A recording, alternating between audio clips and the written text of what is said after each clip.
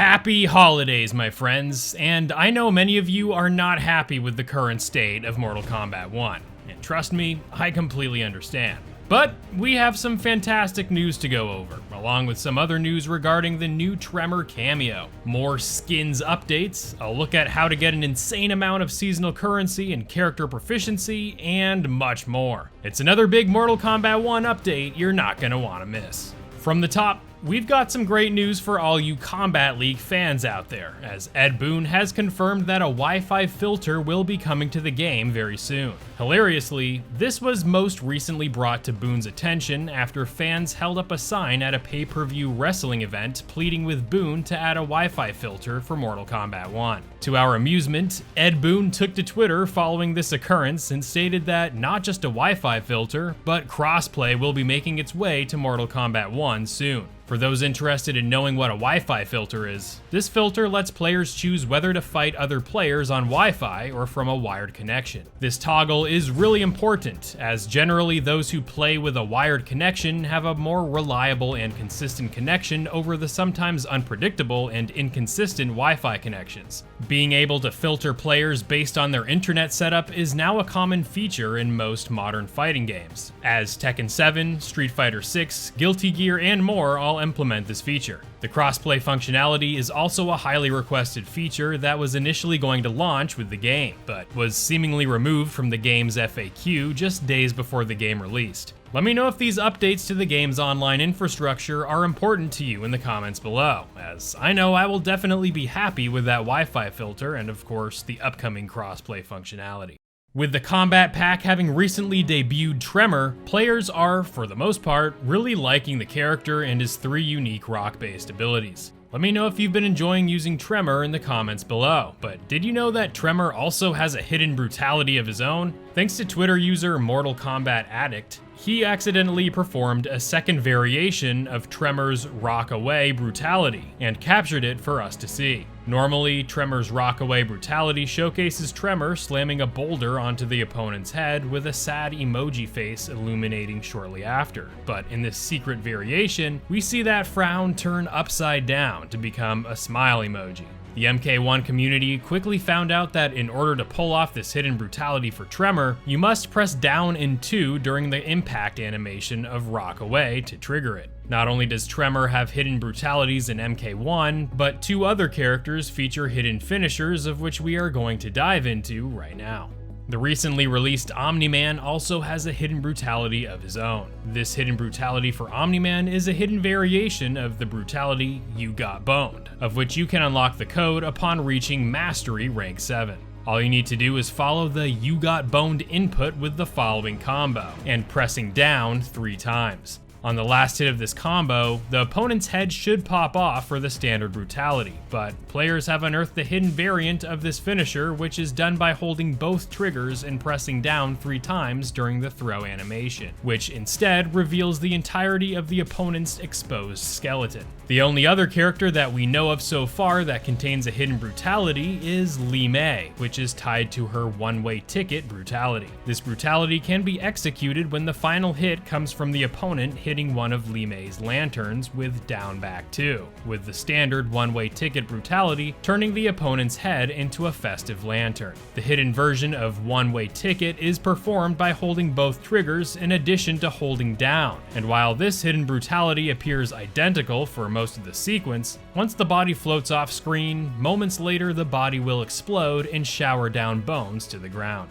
These 3 hidden brutalities are the only ones found and reported thus far in MK1, but perhaps there are more out there, so if you know of any more hidden brutalities, be sure to inform us all in the comments. Moving on, we've got some more scummy behavior coming from WB found in the game's premium shop, as a collection of Season 1 skins are now being made available and require dragon crystals to buy them. Really trying to bank on that FOMO, right? If only these skins were actually substantial and not just palette variations, but yeah, the point is, WB is banking on players, and potentially newer players to Mortal Kombat 1, to enhance their collection of skins by offering skins that came from previous seasons. you're not going to only hear me saying it's not worth spending your real-world money on this, so best to stay far away from this if these microtransactions aren't to your liking. But the best thing is that players have found a workaround to obtain these seasonal skins without spending a dime. Thanks to Twitter user iScream, we now have confirmation that, at least on the PS5, players can turn back their system clocks to any time during Season 1's operating period, and upon booting up the game and accessing the premium shop, players will have access to all skins offered during Season 1. Better yet, all seasonal coins you gained from Season 2 will become retroactively available here in Season 1 as well, meaning you can use your current pool of seasonal coins from Season 2 to buy these Season 1 skins. In addition, players can even set their clocks back to when the first Titan battles were offered in Season 1, which was a few days before Halloween, to get access to that battle and grind that battle's rewards. Even daily and weekly rewards will be in place, so yeah. Be my guest and return to Season 1 if you want to pick up these seasonal skins you missed out on. Just note that if you set your clocks back to the date when you pre-ordered the game, you will not get a refund. Just thought you should know.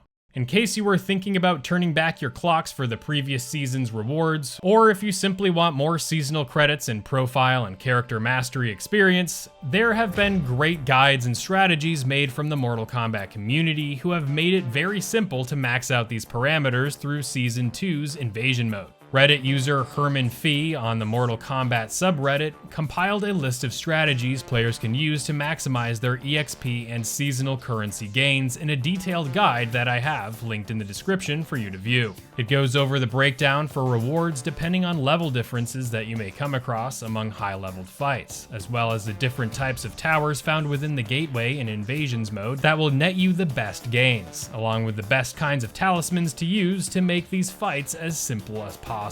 Again, consult his work linked in the description, and use the following tips I'm about to share with you to maximize your experience in Season 2. These tips are what I followed to max out my characters and seasonal currency, with special thanks going to YouTuber MK Kasual for outlining an incredible talisman that will help you mop the floor against foes found within the game's most rewarding challenge tower. His full video is also linked in the description. Firstly, make sure you've completed Season 2 of Invasions by defeating the final boss Nitara. After that, be sure to warp to the Rampart Mesa and fast travel to the Merchant Collector here to buy the common Warhorn Talisman. You're going to want this talisman because you can upgrade it to make it much better than the other Warhorn talismans you get from the chests. Keep an eye out on these bonuses that MK Kasual puts onto his Warhorn Talisman, as these are all incredibly valuable in ensuring that there are just enough charges to go through these fights, along with recharges, the unlockable projectiles, and fast activation speed.